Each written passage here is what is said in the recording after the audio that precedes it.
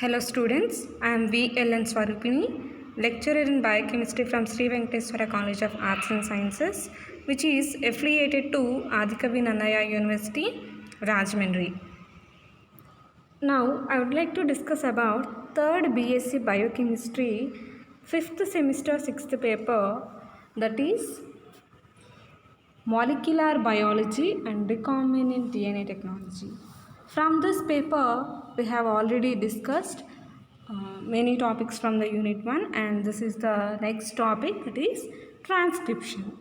Okay, transcription is nothing but the process by which mRNA is produced from DNA. Okay, and this process is called transcription, and this is the process along with translation is called as protein synthesis. That means after transcription from DNA, mRNA is formed, and this mRNA is converted into protein by translation process, and these two processes collectively called as protein synthesis, and these two processes are also called as central dogma of molecular biology.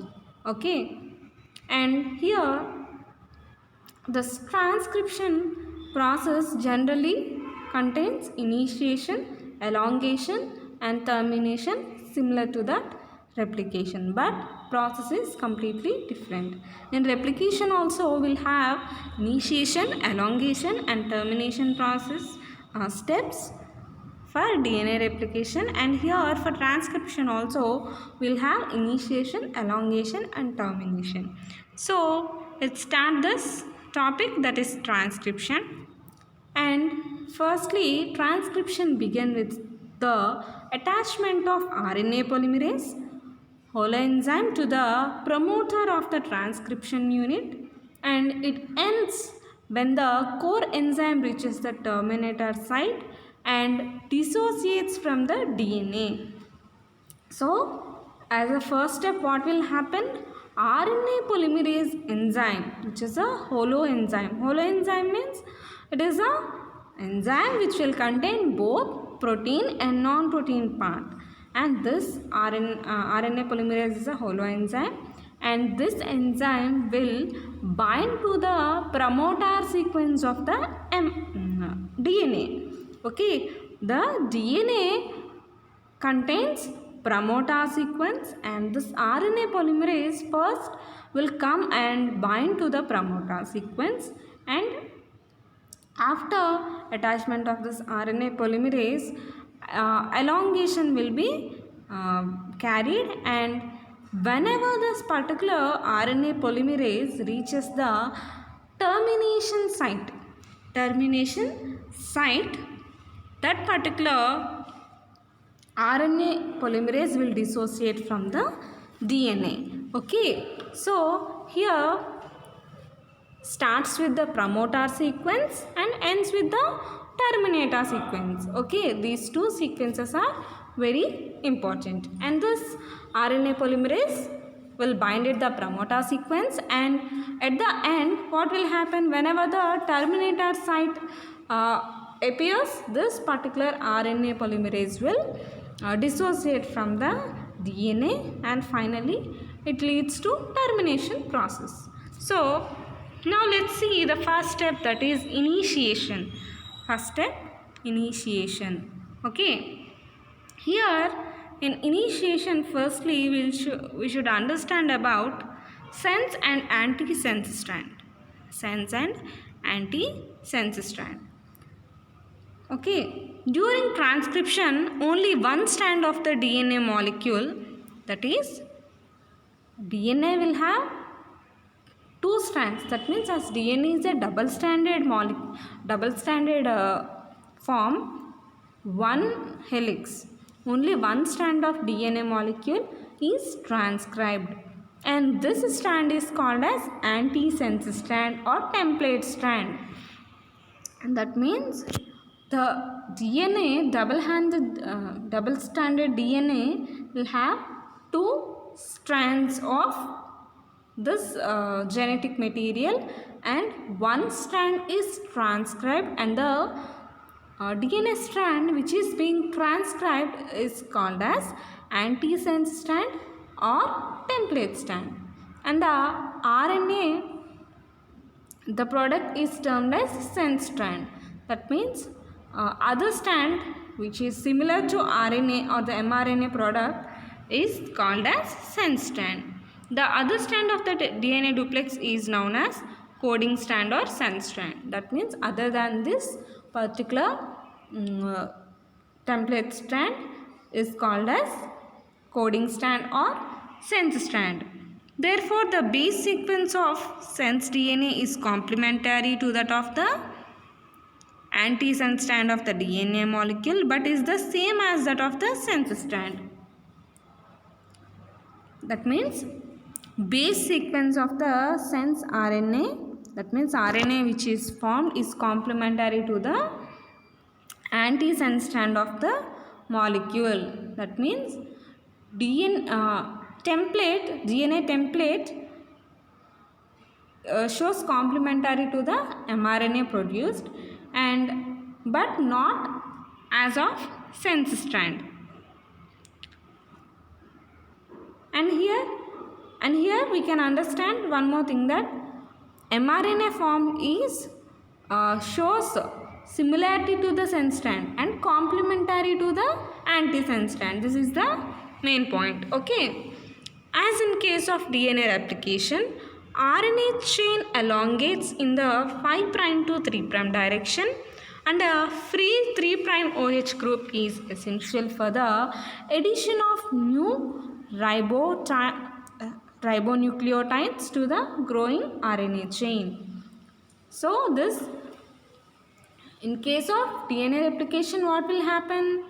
This DNA will elongate in the 5' to 3' direction, and a free OH molecule is present at the 3' position, and this is essential for the addition of new ribonucleotides to the growing RNA chain. So in the same manner, transcription is also will also be carried. Okay. So first let's see about transcription unit.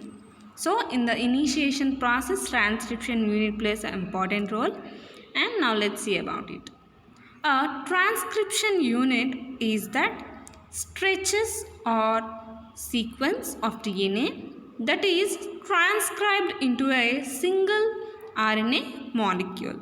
Okay, here a transcriptional unit will be present in that particular DNA, and it is a sequence of DNA that is transcribed into single mRNA. Okay, and transcription unit will contain a promoter at its beginning, a start point, a coding region, and a terminator sequence at its end. Okay,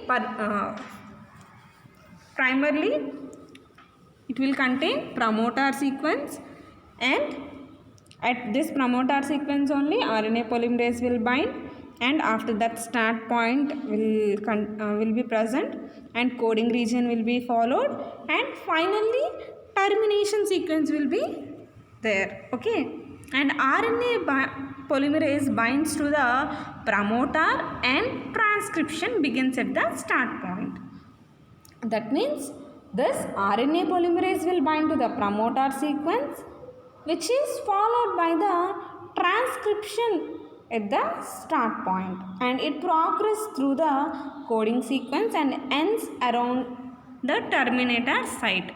Okay, not exactly at terminator site, or before or after the terminator site, this transcription process will be stopped. So let's see about promoter sequence. This is the most important sequence in this initiation process.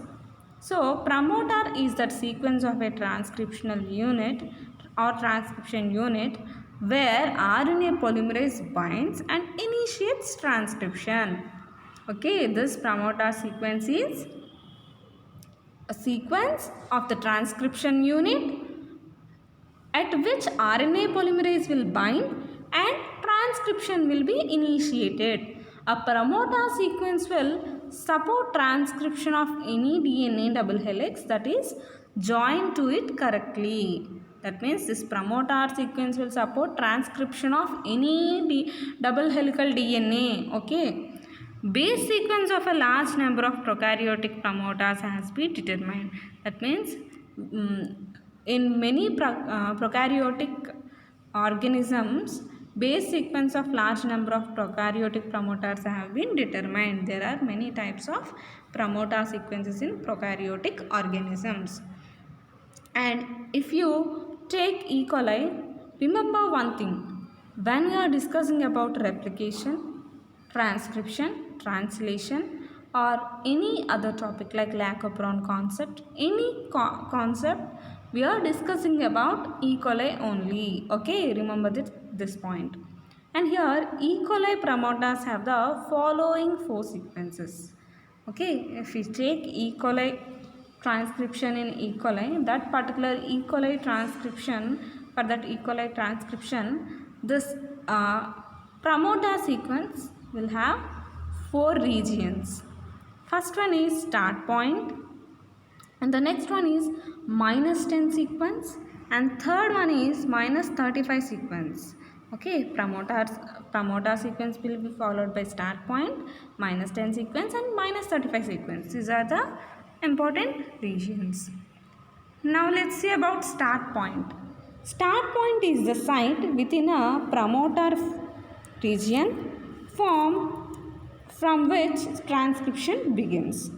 Okay, start point is the site within a promoter sequence which from which this transcription will start. It is typically a single base within the promoter in 90% of the cases. Start point is a purine in the antisense strand. Often start point is the A residue within the triplet CAT. So this coming to start point which is present in the promoter sequence, this is basically a single base start point.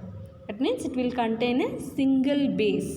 Okay, and in all 90% of the cases it is a single base, and that single base is most probably a purine, and further it is mostly A residue. A means which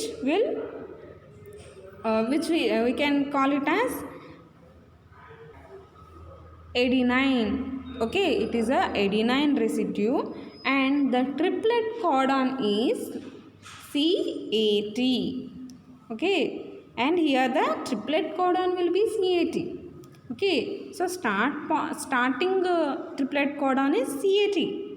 Okay, but starting point or the starting base is A. Okay, and the next sequence is the -10 sequence. The -10 sequence.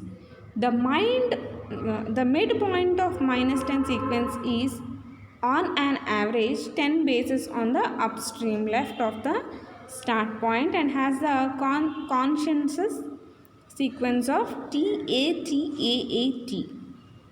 And we call it as starter box. Okay, here what is this -10 sequence? This -10 sequence is a 10 base pair upstream sequence of the start point. Okay, and it contains a sequence of TATAAT. This is the sequence which is present at the -10 sequence, and this sequence is commonly called as Pribnow box, and sometimes we also call it as starter box. Okay, like a starter box name is just like a small pet name. Okay, but we call it as Pribnow box. This sequence is AT rich, and as a result requires the minimum energy for strand separation or melting during the initiation of transcription. Okay, as if you see the sequence TATAAT, it is a adenine and thymine rich sequence, and this adenine and thymine has more complementary base pairing capacity, and for this these require minimum energy for strand separation and or for melting during the initiation of the transcription. And the next sequence is minus 35 sequence. Okay, minus 35 sequence. The midpoint of minus 35 sequence is on an average 35 base pair. Okay, this is 35 base pair upstream of the start point. From start point it is around 35 base pairs away. Excuse me. And it has the sequence of TTGACA. Okay, so it also contain GC. Okay, whereas in minus 10 sequence we will only see AT rich region. Here we also see a guanine and a cytosine base also. This sequence play an important role in the promoter recognition by RNA polymerase. That means based on this minus 35 sequence only, this RNA polymerase can recognize the promoter sequence and it can bind on the promoter sequence. Okay, so if you see the diagram you can get a better idea. Here first promoter site will be present, next coding region, and one is termination site. And if you take the promoter region here, first +1 start at the start, as start point is present at +1 transcriptional sequence. To that before we'll have minus 10 region, which is a Tata box or Tribna box, and the next one is minus 35 region. So this is about promoter sequence. Now let's see about the RNA polymerase enzyme. Bacterial RNA polymerase enzyme. Bacterial RNA polymerase enzyme is because we are discussing about transcription in E. coli. That's why we are seeing about bacterial RNA polymerase. In most bacteria, a single type of RNA polymerase is found. The complete RNA polymerase molecule is called as holoenzyme. Okay, in most bacteria, only one type of RNA polymerase is seen, and the complete RNA polymerase molecule is called as holoenzyme, and it contains core enzyme and a sigma factor. That means this sigma factor is and a core enzyme will be present. So let's see first about this core enzyme. Core enzyme can transcribe a DNA duplex after transcription has been initiated, but it cannot initiate transcription at proper site. Okay, this particular core enzyme can transcribe DNA duplex after initiation of the transcription, but it cannot initiate properly at all the sites. Okay, it cannot initiate transcription at proper sites. And core enzyme has 4 polypeptides, like 2 alpha polypeptides, 1 beta polypeptide, and 1 beta dash polypeptide, and 1 omega polypeptide.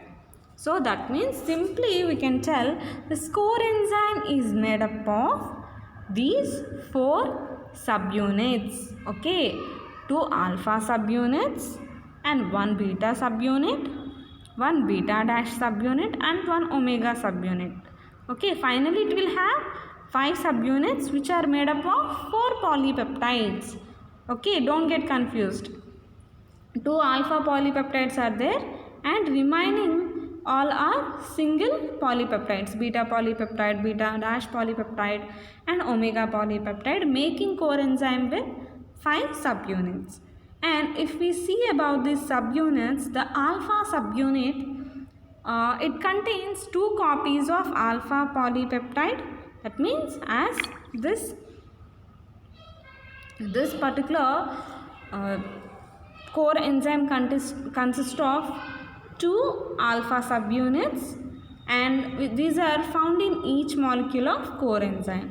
This polypeptide is encoded by gene ROPO-A. That means gene ROPO-A will encode this polypeptide, that is alpha polypeptide or alpha subunit. This subunit is required for assembly of core enzyme. It may also play a role in promoter region recognition. That means what is the major function of this alpha subunit means it is essential for the assembling. That means all these subunits should be assembled in a proper way for the further application or the further utilization of this RNA polymerase. So alpha subunit plays major role in the assembling or arrangement of these subunits of core enzyme. Okay, and it also plays role in promoter recognition, promoter site recognition of by RNA polymerase can be done. It plays a role in that particular RNA polymerase recognition of protein promoter sequence. And the next subunit is beta subunit. The subunit is present in 1 copy per every core enzyme. That means this subunit is only one subunit, one beta subunit is present in RNA polymerase core enzyme and is encoded by gene ROPO-B. So this gene ROPO-B will encode beta subunit, and this only one subunit is present in each RNA polymerase coenzyme, and its function, if you see, it is involved in the binding with incoming nucleotide to be added to the RNA chain during transcription. That means this particular subunit will bind to the nucleotide, okay, the free nucleotide which is to be added to the RNA chain. To that particular nucleotide, this beta subunit will bind, and this will allow the transcription. And the next subunit is beta dash subunit. This subunit is also present in 1 copy per molecule of core enzyme and is coded by ROPO-C. Here beta dash subunit is encoded by gene ROPO-C, and it also contains only 1 beta dash subunit in that core enzyme of RNA polymerase, and it is involved in binding with the single stranded template DNA. This will bind to the single stranded template DNA, and the core enzyme carries out the following 4 functions, each function being performed resembles by a different site. That means this RNA polymerase will have different this core enzyme of RNA polymerase will have different kinds of functions, and at different sequence or different site they will have different functions. And this particular beta dash will bind to the single stranded template DNA,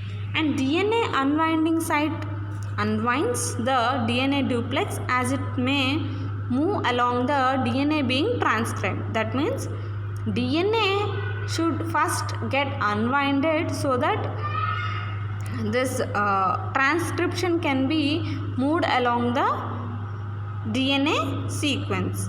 The site binding to antisense strand, the strand being transcribed, the site that binds to the sense strand, that allows the antisense strand to remain single stranded.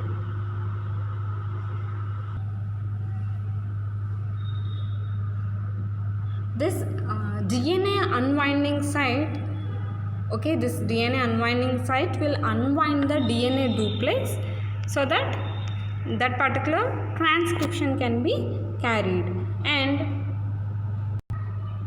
during this a site binding to antisense strand, the site binding to antisense strand, the strand being transcribed, and the site that binds to the sense strand. Here antisense strand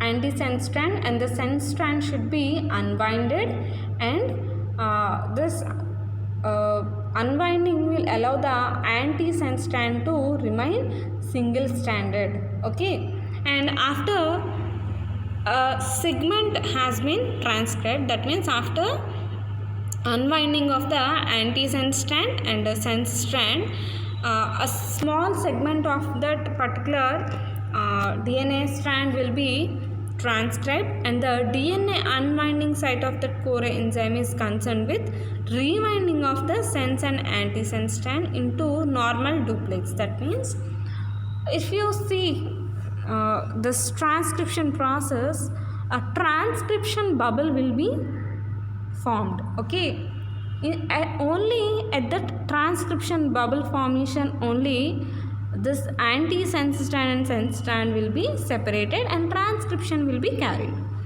In the other regions of the DNA, other regions of the DNA will be normally in the double stranded form. So that's what here it's explaining.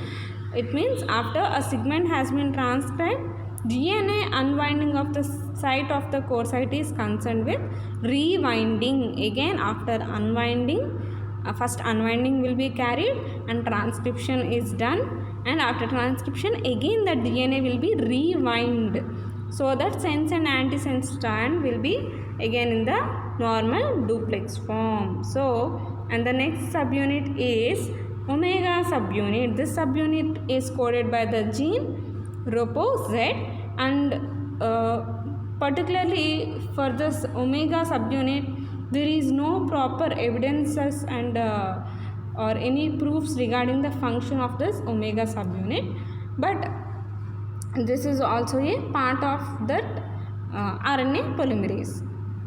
So if you see the RNA polymerase enzyme, okay, here DNA rewinding site is present, DNA binding site is present, and site binding to antisense strand, and DNA unwinding site, and the evidence for its function site bind to the sense strand. So these are the different regions of this RNA polymerase. And the next one is sigma factor. Okay, along with RNA polymerase we should also see about the sigma factor, which is the part of this which is the part of a coenzyme. Thus sigma factor is involved in stable binding of RNA polymerase holoenzymes, especially to promoter region of DNA. Okay, so this particular sigma factor helps in the stable binding. That means it will bring stability to the RNA polymerase holoenzyme so that it can bind to the promoter sequence of the DNA. Okay, here the sigma factor is released from the core enzyme when the RNA chain reaches 8 to 9 bases following transcription initiation, and the core enzyme now continues transcription. So for the initiation purpose, till a few bases like 8 to 10 bases get transcribed, and till that moment the sigma factor will be attached to the core enzyme, and after the formation of 8 to 9 bases this particular sigma factor will be removed from the core enzyme, and this RNA polymerase will follow the transcription process. In E. coli, sigma factor, that is sigma 70, is composed of a single polypeptide and is encoded by the gene ROPO-T. Okay, in E. coli sigma factor, that is sigma 70 is present, and it is made up of single polypeptide chain, and this is encoded by the gene ROPO-D. Okay, and the chief function of sigma factor is to ensure that the holoenzyme binds stably at only promoter sequence. Okay, so that it can follow up the transcription process. In contrast, the core enzyme binds to any DNA sequence. The sigma factor doesn't bind DNA on its own. However, it does not contact DNA when it is associated with the core enzyme. Sigma factor has decisive influence on the type of gene transcribed by the holoenzyme.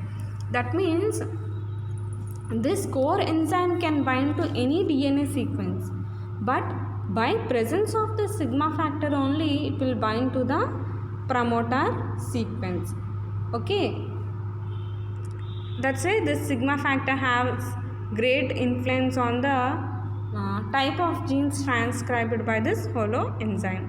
And the sigma factor associate with the core enzyme during promoter recognition and transcription initiates, after which it separates from the core enzyme. That means it majorly it not only involved in the binding of this particular RNA polymerase to the recognition promoter sequence, it also helps in the recognition of the promoter sequence. In E. coli cells, these E. coli cells have around 70 crore enzyme molecules, all of which exist associated with DNA. The manner by which the holoenzyme molecules search out promoter is not known. Okay, that means this E. coli have around 70,000 of core enzymes, and coming to this RNA polymerase core enzyme, holoenzyme, how this holoenzyme will identify this promoter sequence is not yet known properly. Okay, if you see this diagram, here red colored line will represent the newly formed mRNA, and here the circles, this represent RNA polymerase with subunits, and here this particular coding strand is coded. Okay, coding strand is coded, and here what will happen, this template strand means antisense strand, and this is transcribed, and finally a RNA molecule is formed. So let's see about the initiation. So let's see about this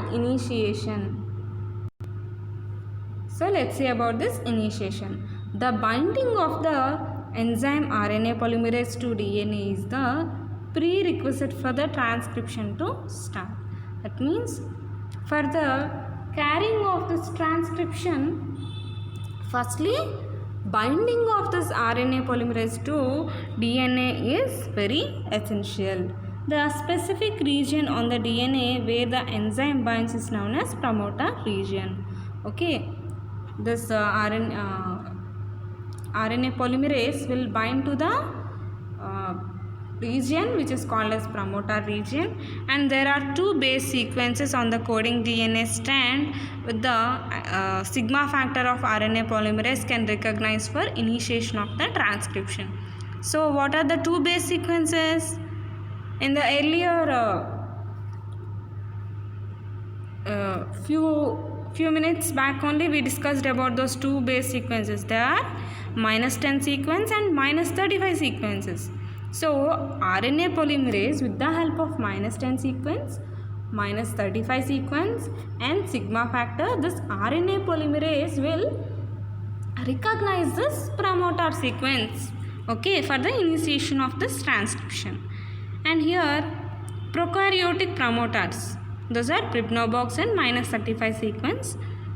We already discussed about this This Pribnov box, this consists of six nucleotide bases, that is TAT, and located on the left side about 10 bases away upstream from the starting point of the transcription.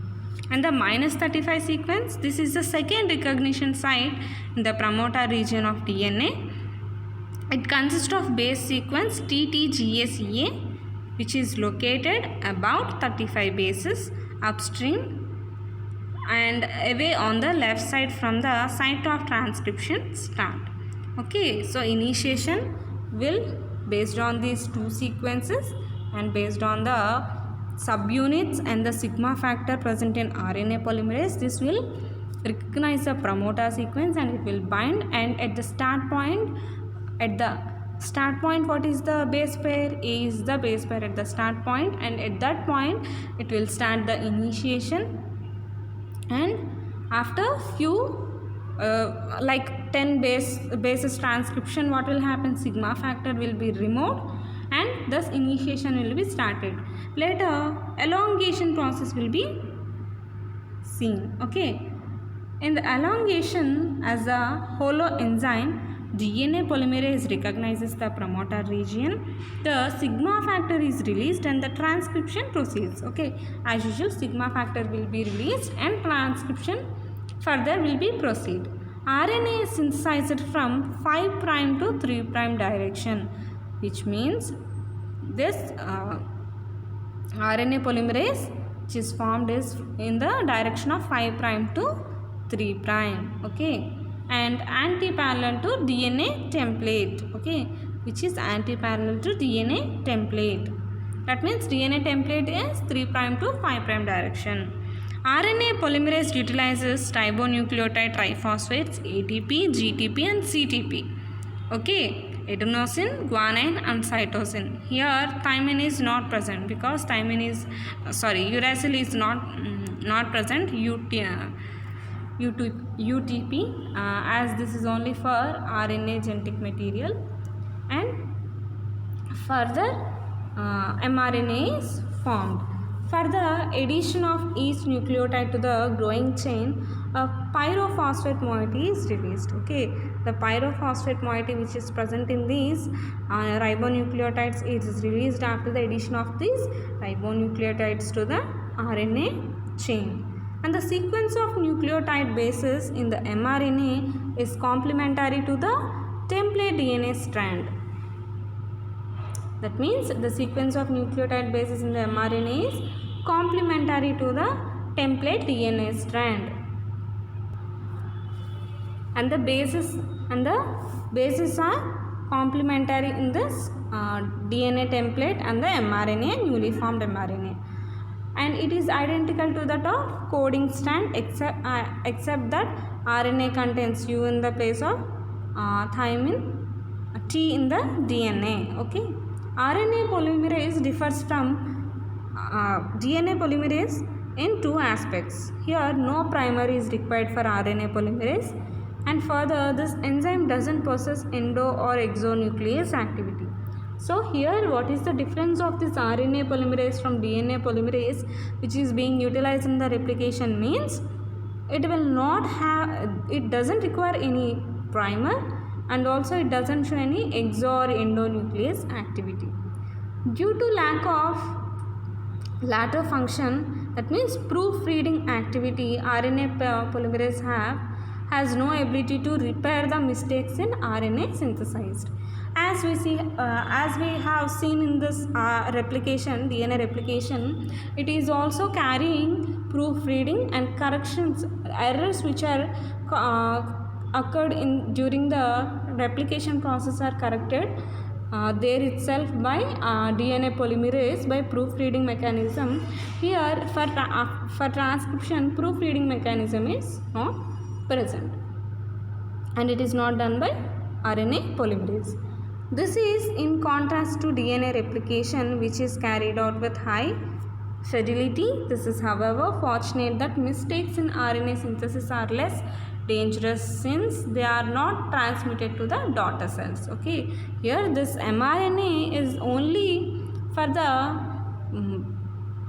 meant for the passaging of this message to the protein expression, not for the genetic material. Whereas in DNA, what will happen? DNA from one generation to next generation, it will genetic information will be passed. Here only this is for the expression of the proteins in our body. Okay, so this is very less dangerous, even though if it has any error, it is very less danger when compared to the DNA errors. Okay, the double helical structure of DNA unwinds as the transcription goes on, resulting in supercoils.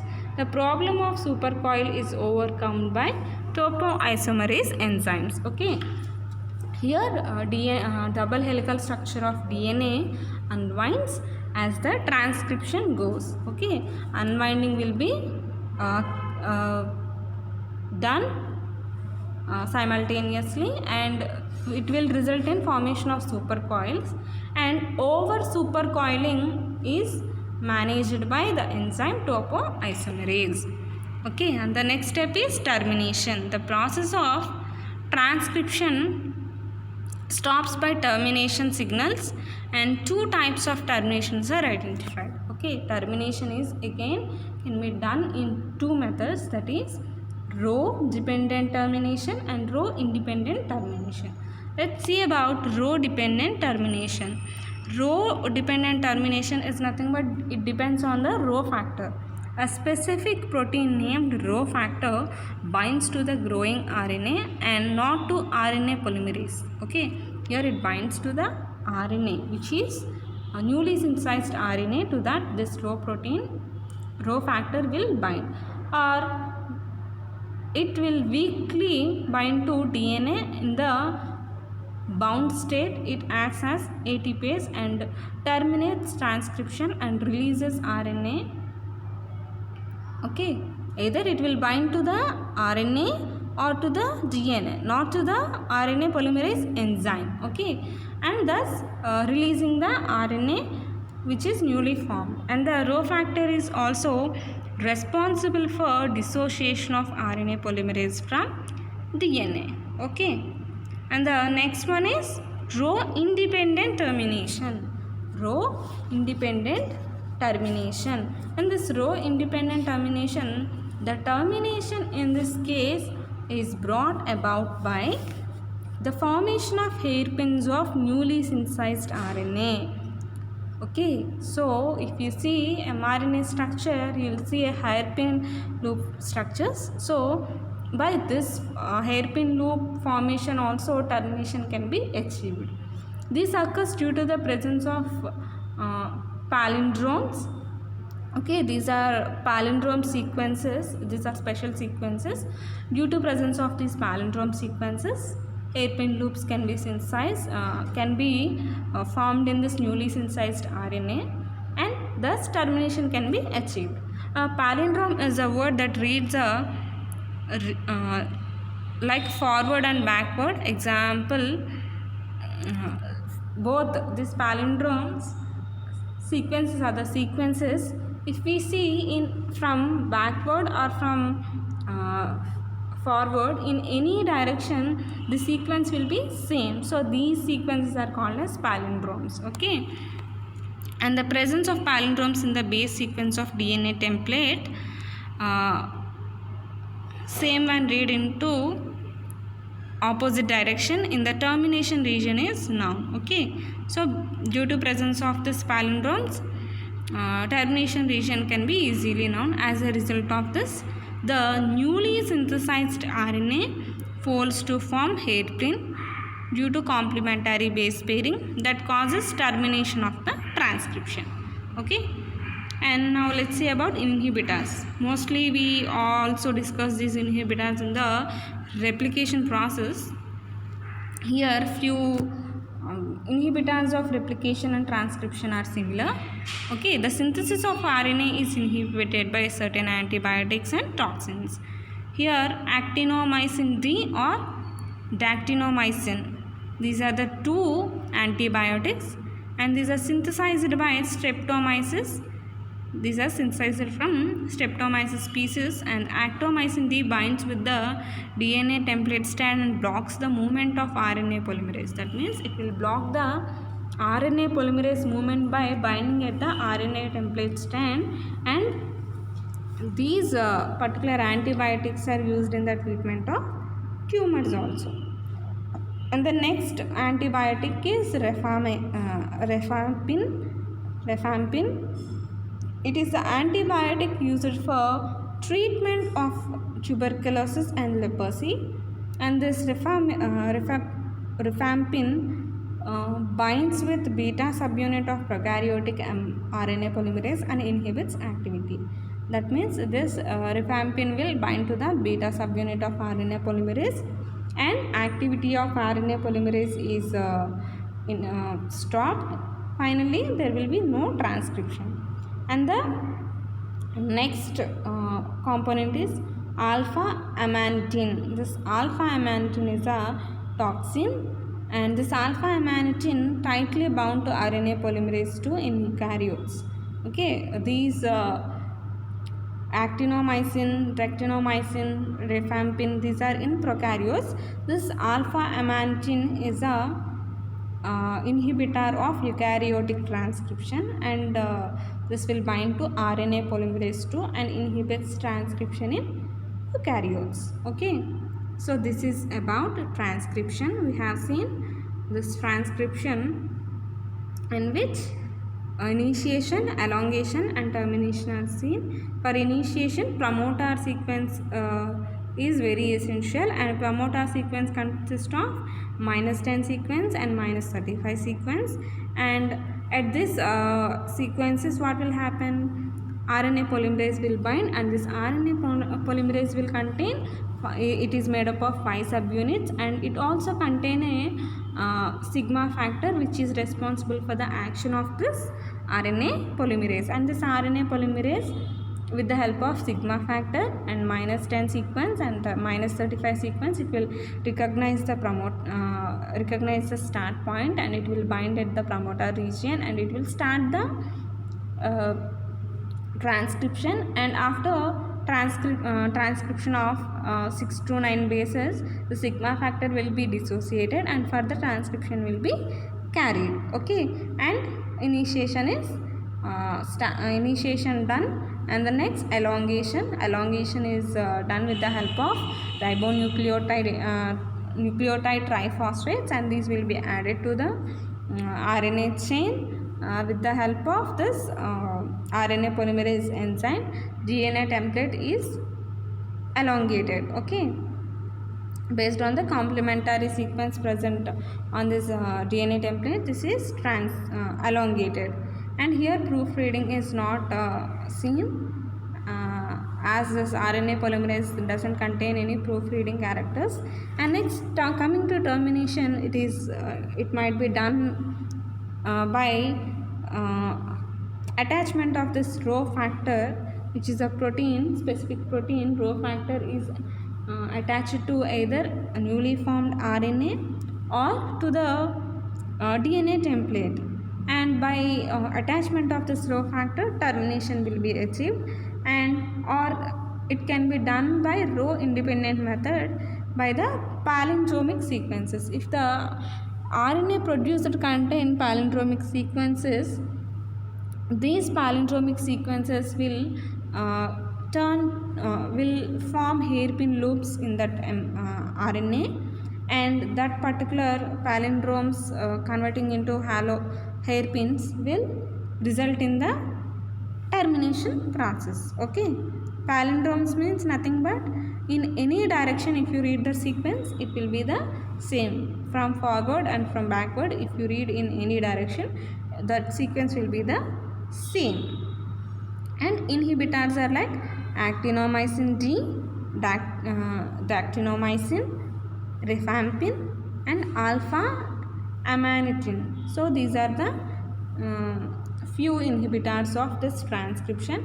And actinomycin D and dactinomycin and rifampin, these are inhibitors of prokaryotic transcription, and alpha amanitin is the inhibitor of eukaryotic transcription. Okay, so by this we have completed this unit, and if you have any doubts, please contact me. And while listening to this class, please keep the material which is provided for you with you, and refer to all the topics, and please verify all the topics carefully, and verify every topic for 2 to 3 times, and please contact me if you have any doubt. Thank you students.